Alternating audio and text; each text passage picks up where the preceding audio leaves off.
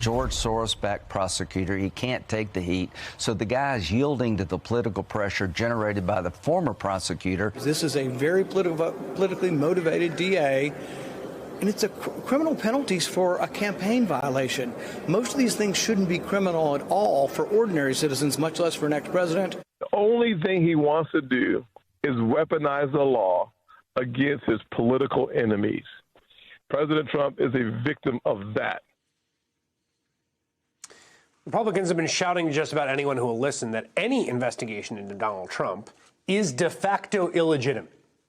The chairs of the House Judiciary and Oversight Committees even sent a letter asking Manhattan District Attorney Alvin Bragg to testify before them, quote, about what plainly appears to be a politically motivated prosecutorial decision. And now Democrats are pushing back, responding. Maryland Democrat Jamie Raskin, ranking Oversight Committee member, saying, quote, the Republicans' letter to the Manhattan District Attorney represents an astonishing and unprecedented abuse of power that is, quote, attempt to use congressional resources to interfere in an ongoing criminal investigation. Congressman Ruben Gallego is a Democrat of Arizona and a candidate for Senate there, and he joins me now.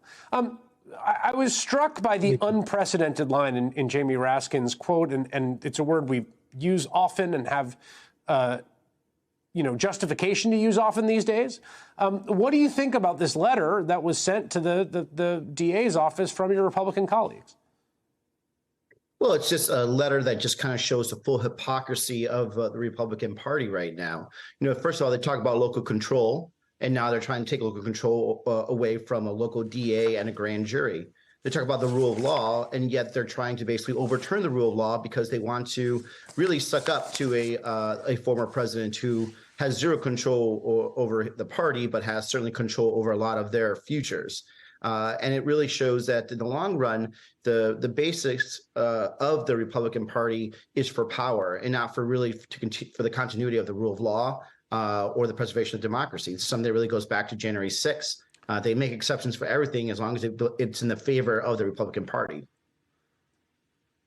Yeah, I was struck by this. I had missed this, but in the Times reporting on this, Annie Carney and Luke Broadwater, that last month that Trump's own lawyer, Taka Pina, wrote to Mr. Jordan calling on Congress to investigate the egregious abuse of power by what he called a rogue local district attorney, according to a copy of the letter obtained by the New York Times. So there's, this is a kind of tandem operation, and I wonder if you think that tandemness has any chance of breaking at any point, or it's just the House Republican caucus is an arm of Trump fundamentally.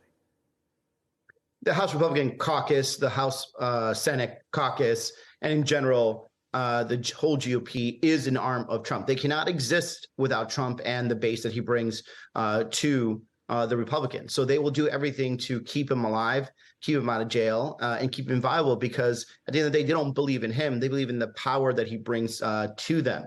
And so if they have to, break the spirit of the rule of law that we've had in this country for, centuries, if they have to potentially break our democracy like did on January 6th, if they have to break all the norms and rules that we have had in this country that has made us such a great country, they will do it as long as it means that they get to hold power. That's what we're seeing right now. It's just a raw power move.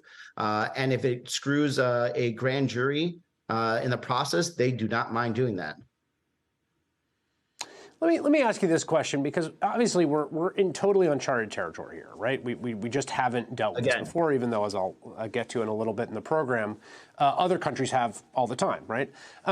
But there, in the abstract, right, there is a question if, we have an incredibly decentralized system in this country as far as criminal justice goes. There's, I think, thousands of jurisdictions, thousands of local prosecutors. You can imagine a rogue prosecutor, politically motivated, issuing an arrest warrant for, pick Hillary Clinton, for instance, right? And so there is at the nub of this, right? There's this question of how this power is being deployed, and how do you think about it in a sort of slippery slope sense? Like, do you worry about this uncorking something like that?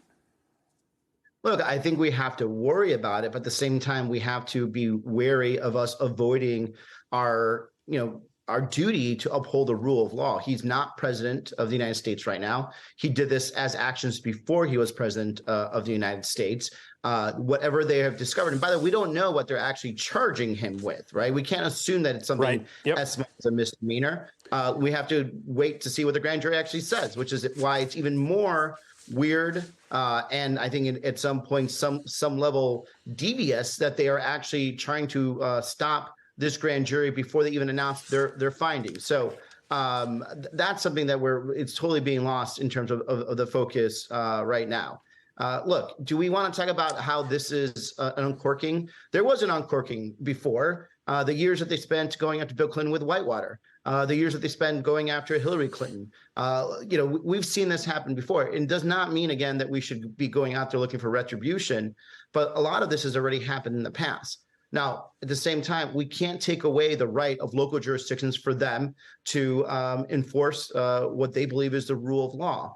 And there are checks and balances to it. A lot of them are found at the local level, and I have trust and belief in the American people that they will do that. But we can't stop ourselves from actually enforcing that rule of law because we're afraid of what the Republicans are going to do or what Trump is going to do. And essentially, you're allowing politics to come into your judicial decisions, which I think in the end is even more detrimental than what happens when we actually potentially indict a former president, a citizen, mind you.